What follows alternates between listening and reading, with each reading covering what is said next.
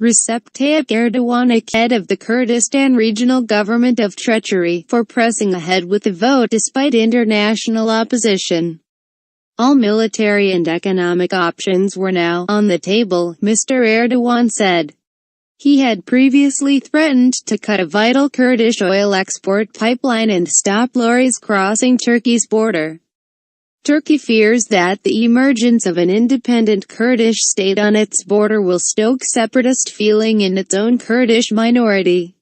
The results of the referendum are yet to be declared, but a yes vote is expected.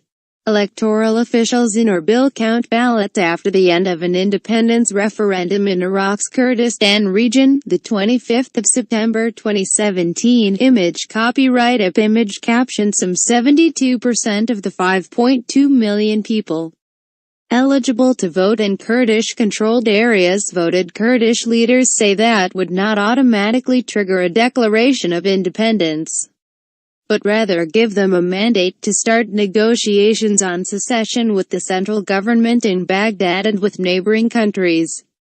Iraqi Prime Minister Haider al-Abadi ruled out any such talks on Monday night, saying he would not discuss the referendum's results because it was unconstitutional. Saber-rattling for domestic audience by Mark Lowen, Turkey correspondent, BBC News. This was the strongest rhetoric yet from President Erdogan on the Kurdish referendum. He called it treachery and threat to national security. Once again he threatened military or economic intervention, without elaborating.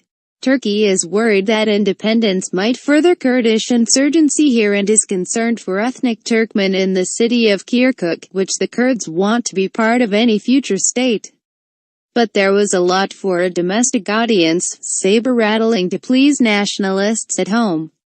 Ankara has built a strong relationship with the Iraqi Kurds through an oil pipeline that feeds the Kurdish economy and Turkey's energy needs. And the authorities in Erbil opposed the PKK Kurdish militant group, allowing Turkish military bases in northern Iraq. Mr. Erdogan warned he could close the oil valves in Turkey, but it has not yet happened. With Turkey's notoriously abrasive president, the oratory sometimes does not actually translate into action. In a speech on Tuesday, Mr. Erdogan said he had expected, until the last moment, that Kurdistan Regional President Massoud Barzani would postpone the vote. This referendum decision, which has been taken without any consultation, is treachery, he said. If Barzani and the Kurdish Regional Government do not go back on this mistake as soon as possible, they will go down in history with the shame of having dragged the region into an ethnic and sectarian war, he warned. Mr. Erdogan said Turkey, which has long been the Kurdistan region's main link to the outside world, might impose sanctions to persuade Mr. Barzani's administration to give up. It will be over when we close the oil taps. All their revenues will vanish, and they will not be able to find food when our trucks stop going to northern Iraq. Cross-border trade between the Kurdistan region and Turkey was worth some $5 billion, £3.7 billion, in the first 6 months of 2017. According to Kurdish officials, while hundreds of thousands of barrels of oil flow daily through a pipeline from Kurdish-controlled oil fields to the Mediterranean via Turkish territory, Iraqi soldiers also joined Turkish troops for military exercises in southeastern Turkey on Monday, near the border with Iraq. The U.S. earlier said it was deeply disappointed that the Kurdistan region held the referendum, but stressed that their historic relationship would not change. The referendum was held in the 3 Iraqi provinces that make up the Kurdistan region, as well as in adjoining disputed areas claimed by the Kurds and the Arab-led central government that are controlled by Kurdish Peshmerga forces.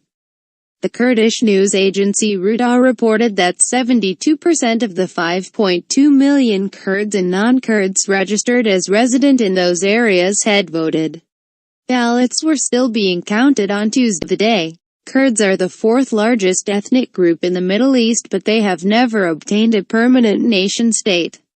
In Iraq, where they make up an estimated 15% to 20% of the population of 37 million. Kurds faced decades of repression before acquiring autonomy in 1991.